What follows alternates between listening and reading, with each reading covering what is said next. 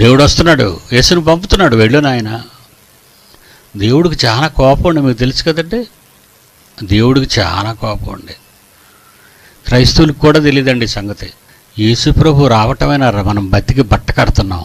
చాలా గొప్ప కొడుకండి. నాన్న నేను వెళ్తాను, నేను వెళ్ళాను కదా, నువ్వు చెప్తే ప్రాణం ఇమ్మంటే ఇచ్చాను కదా, రక్తం కార్చమంటే కార్చాను కదా, నా మొహం చూడు నాన్న. సరే, తండ్రి ఏమంటాడండి కొడుకుని చూడగానే? సరే నాయన, సరే సరే సరే, నీ ఓపిక. నువ్వు వాళ్ళ తరఫున ఉత్తరవాదిగా నిలబడి మాట్లాడుతున్నావు నా దగ్గర. నేనేం కాదని కోపం వచ్చేస్తుంది నాయన నాకు. డాడీ ప్లీజ్ కూల్ డాడీ అన్నాడు. అలాంటి ఆయన్ని నిప్పు పెట్టి చంపుతావా, కాలుస్తావా మాటల్ని? దయామయుణ్ణి, కరుణామయుణ్ణి. తండ్రికి చాలా కోపం. ఎవరిని మిగలనివ్వడండి. ఏంటో మరి ఆయన క్యారెక్టర్ అది. మొత్తం తుడిచేస్తానంటాడు. పేతురు గారు ఒక మాట మాట్లాడారు, 2:20 ఉదయం. ప్రభు ప్రత్యక్షముగా మహాదినము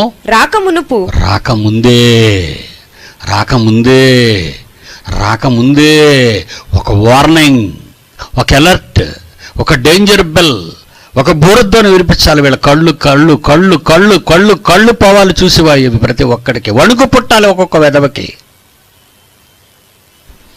ఆ మహాదినం రాకముందు సూర్యుడు చీకటైపోవాలి. చంద్రుడు రక్తంగా ఎందుకుంటాడు? సూర్యుడు చీకటి అయిపోయాడు. సూర్యుడు మొత్తం దానిలో ఉన్న పవర్ పోయింది అనుకోండి, చంద్రుడికి రక్తవర్ణం రాదర్రా, అది కూడా చీకటి అయిపోద్ది. బాగా ఆలోచించండి. లైట్ పోయిందని మెయిన్ లైట్ అదే కదండి. సూర్యుడు డార్క్ అయిపోయాడు అనుకోండి, మొత్తం ఆరిపోయాడు అనుకోండి, టోటల్గా ఆరిపోయాడు అనుకోండి, చంద్రుడికి రెడ్ కలర్ ఎలాగ వస్తుంది? రక్తవర్ణంగా ఎలా మారుతాడు? సూర్యుడు ఆగడు. కానీ భూమి మీద ఉన్న దుర్మార్గపు వెధవలందరికీ బుద్ధి చెప్పాలి అంటే ఒకడు పుడతాడు, వాడే జయశాలి పిడి సుందర్రావు. వాడే చెబుతాడు నేను ఎలా చేయబోతున్నాను అన్నీ. నేను చదువు బిడ్డ. సూర్యుడు చీకటి అవుతాడు, చంద్రుడు రక్తం. సూర్యుడు ఆరలేదు.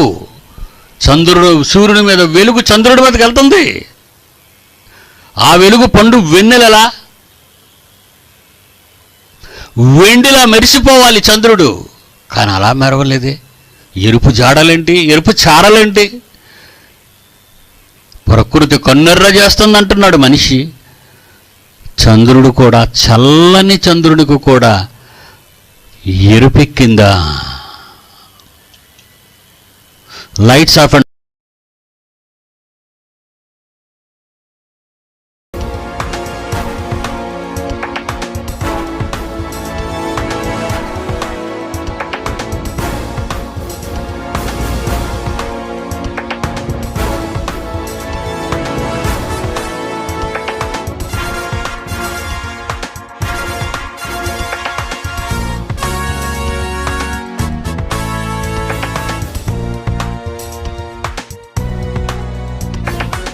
ఆకాశంలో జరిగిన ఈ అద్భుతాన్ని చూశారు. ఇప్పుడు